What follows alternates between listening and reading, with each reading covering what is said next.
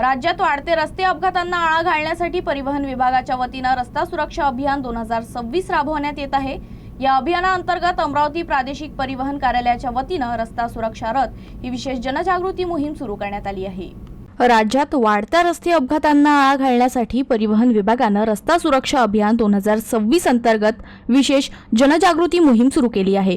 या अभियानाच्या अंतर्गत अमरावती प्रादेशिक परिवहन कार्यालयाच्या वतीनं अत्याधुनिक तंत्रज्ञानाचे सुसज्ज असा रस्ता सुरक्षा रथ तयार करण्यात आला आहे।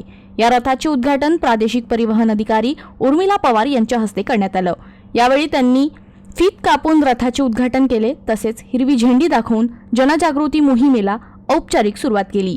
हा रस्ता सुरक्षा रथ अमरावती शहरासह जिल्ह्यातील विविध तालुक्यांमध्ये फिरून नागरिकांमध्ये वाहतूक नियमांबाबत जनजागृती करणार आहे। या रथाच्या माध्यमातून हेल्मेट व सीट बेल्ट वापरण्याचे महत्त्व, वेग मर्यादेचे पालन तसेच मद्यपान करून वाहन न चालवण्याबाबत नागरिकांना मार्गदर्शन केले जाणार आहे।